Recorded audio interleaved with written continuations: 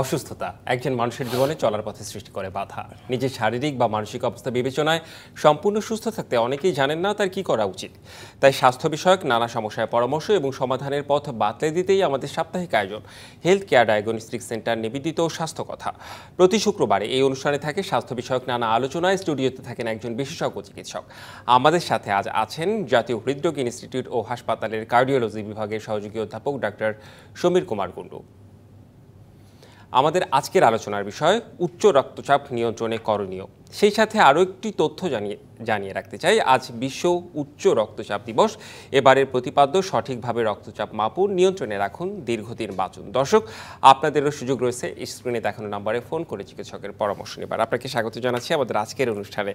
আজ তো বিশ্ব উচ্চ রক্তচাপ দিবস, সেই সাথে আমরা উচ্চ রক্তচাপের সামগ্রিক বিষয় নিয়ে কথা বলতে চাই। একটু শুরুতেই জানতে চাই যে উচ্চ রক্তচাপ কেন হয়? ধন্যবাদ আপনাকে, ডিবিসি নিউজকে এবং দর্শকদেরকে স্বাগত জানাচ্ছি উচ্চ রক্তচাপ দিবসের অনুষ্ঠানটি দেখার জন্য।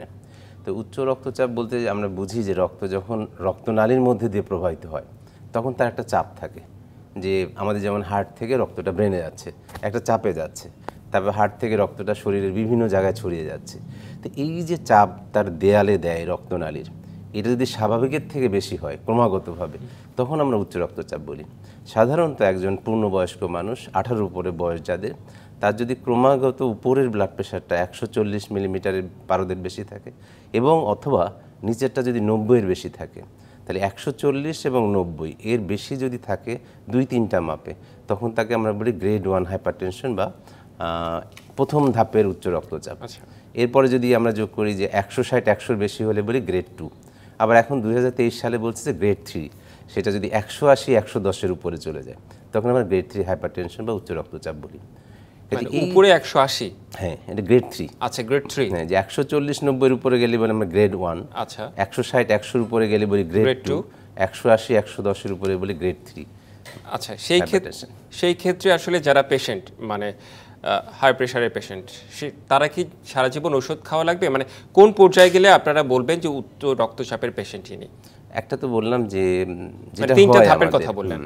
প্রথমে আমরা দেখে নিই যে তার আর কোনো শারীরিক দুর্বলতা আছে কিনা, যেমন তার ব্রেনে স্ট্রোক আছে কিনা, চোখের কোনো সমস্যা আছে কিনা, হার্টের সমস্যা আছে কিনা, কিডনির সমস্যা আছে কিনা, হাতে পায়ের রক্তনালীর সমস্যা আছে কিনা, ডায়াবেটিস আছে কিনা। তো এই কন্ডিশনগুলো থাকলে কিন্তু আমরা ওষুধটা একটু আগে শুরু করি।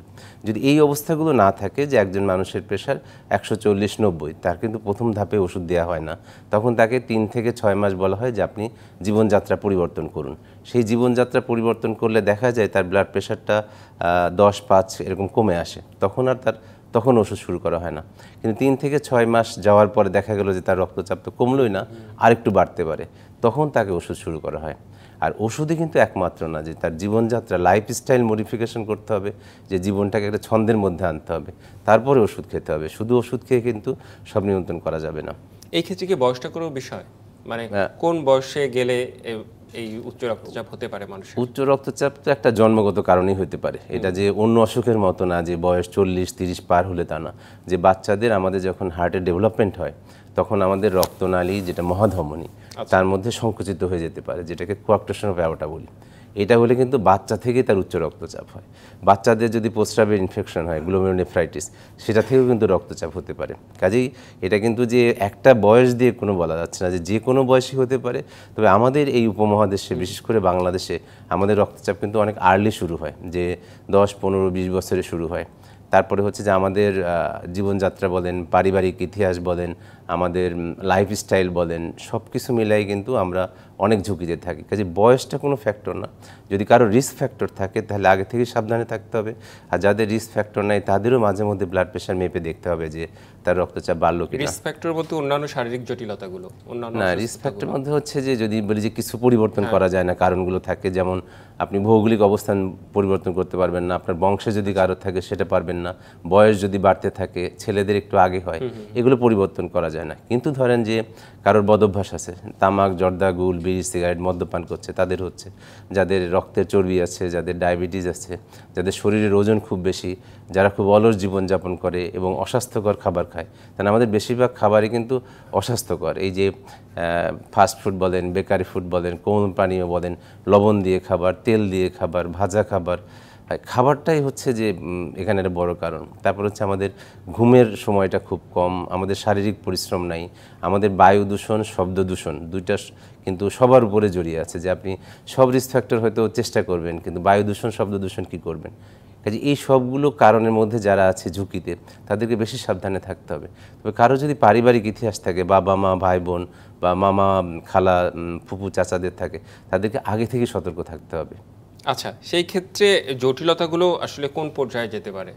যেটাতে বললাম যে এটা একদম নীরব ঘাতক, সাধারণত প্রথমে খুব বেশি উপসর্গ করে না। তো যদি আমরা উপর থেকে আসি ব্রেনের যতগুলো আমরা কাল ব্যাধি বলি, যে স্ট্রোক, প্যারালাইসিস, পক্ষাঘাত, সেটা হচ্ছে। ব্রেনের যে রক্তক্ষরণ বলি, সেটা হচ্ছে।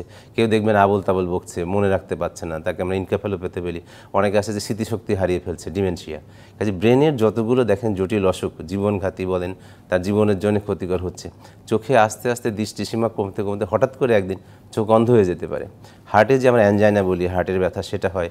হার্ট অ্যাটাক হয়, হার্ট ফেলিওর হয়, অনিয়মিত হৃদস্পন্দন হয়, আমাদের মহাধমনী আছে সেটা হঠাৎ করে ছিঁড়ে যায়। এটা একদম সাডেন কার্ডিয়াক ডেথ হচ্ছে। দেখেন যে মোট মৃত্যুর 3টার 1টা কিন্তু হৃদরোগের কারণে। তারপর যদি আমরা কিডনিতে আসি, কিডনি এই যে বিকল হয়ে যাচ্ছে আমাদের দেশে, যে রিপ্লেসমেন্ট করা লাগতেছে, ডায়ালাইসিস করা লাগতেছে, এটা কিন্তু উচ্চ রক্তচাপের জন্য।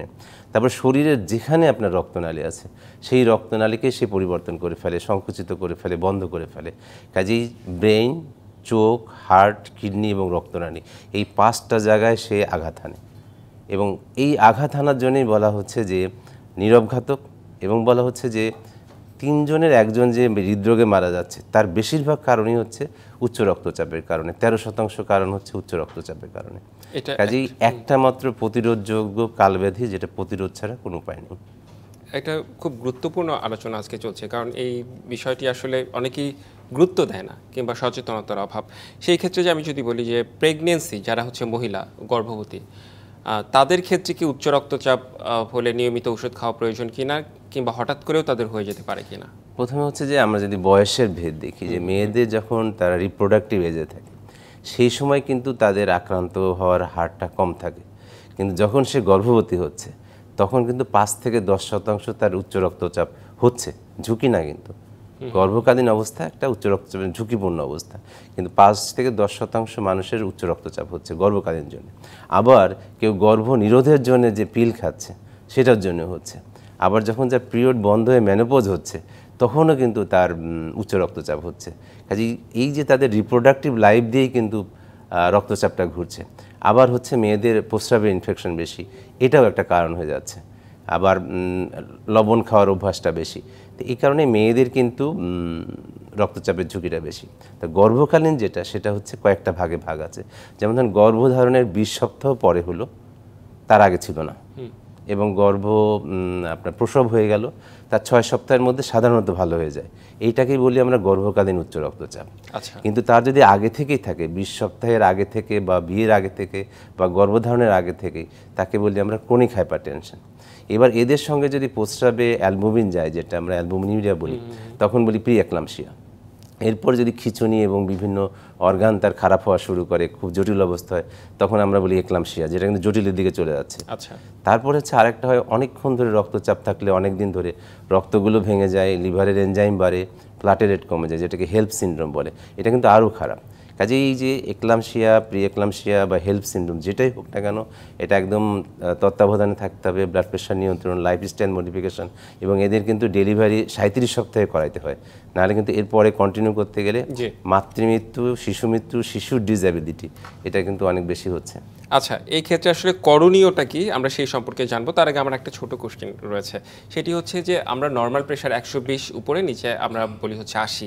সেই ক্ষেত্রে কি মানুষ ভেদে এই প্রেশারটা ফ্ল্যাকচুয়েট করে? কারো কারো লো প্রেশার সবসময় থাকে, কারো কারো হাই প্রেশার সবসময় থাকে, এমন কি হতে পারে? হতে পারে যে দেখা গেলো লো প্রেশার শব্দটা তো এত বেশি আমরা করি না, যে ক্রমাগতভাবে যদি কারোর প্রেশার উপরেরটা 90 এবং নিচেরটা 70-এর নিচে থাকে, তখন আমরা বলি আপনার ব্লাড প্রেশার লো। এই ব্লাড প্রেশার লো মানে যে তাকে বাড়ানোর জন্য দৌড়াইতে হবে তা না। এই লো প্রেশারে যদি তার সব অর্গানের কাজ ঠিক করে, যেমন ব্রেন, চোখ, হার্ট, কিডনি, রক্তনালী, তার চলাফেরা, তাহলে কিন্তু করার দরকার নেই। বেশিরভাগ মেয়েদের বা অনেক মানুষেরই কিন্তু 90-70 নিয়ে চলে। কিন্তু যার বেশি ছিল ব্লাড প্রেশার, হঠাৎ করে 90-70-এর নিচে গেল, তখন আমরা হাইপোটেনশন বলি, সেটাকে আমরা নজরে আনি। এই হাইপোটেনশনের সঙ্গে যদি রুগীর খুব অস্থিরতা থাকে, সে উত্তেজিত, জামা কাপড় খুলে ফেলছে, যে ব্রেনের একটা সিমটম, তার শরীর একদম ঠান্ডা হয়ে যাচ্ছে, নাড়ির গতি খুব বেড়ে যাচ্ছে, প্রস্রাব কমে যাচ্ছে, এই লক্ষণগুলো দেখা দিলে আমরা তখন সেটা শকে যাচ্ছে কিনা সেটা দেখি। যে কোনো কারণে কিন্তু সে গরমে হাঁটলে ব্লাড প্রেশার কমতে পারে, তার ডায়রিয়া বমি হলে ব্লাড প্রেশার কমতে পারে। তো সেই সব ক্ষেত্রে আমরা কিন্তু ফ্লুইড রিপ্লেসমেন্ট, লবণ পানি বা শুধু পানি খেলেও কাভার হয়ে যাচ্ছে।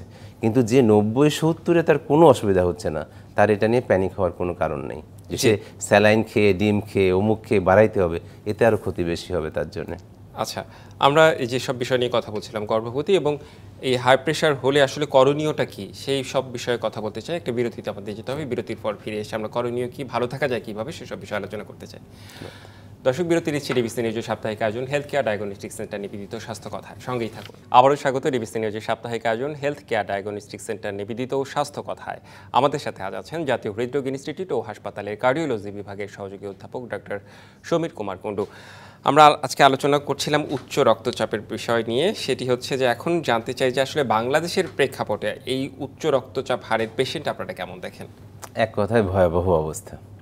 যে বাংলাদেশের 2022 সালে যে স্টাডিটা, তাতে বলা হচ্ছে যে 60 বছরের নিচে মানুষের প্রায় 23.5% মানুষের, ধরেন প্রতি 4 জনে একজন বা প্রতি 5 জনে একজনের উচ্চ রক্তচাপ আছে। এই যাদের আছে তাদের 50% মানুষ জীবনেই জানে না তার উচ্চ রক্তচাপ আছে। যারা জানে তাদের মধ্যে 35% মানুষ কোনো রকমের ওষুধ খায়, নিয়ন্ত্রণে নাই। শুধুমাত্র 14% মানুষের নিয়ন্ত্রণে আছে। তাহলে চিন্তা করে দেখেন যে 100 জন যদি উচ্চ রক্তচাপের রোগী থাকে, তার মধ্যে মাত্র 14 জনের নিয়ন্ত্রণে আছে।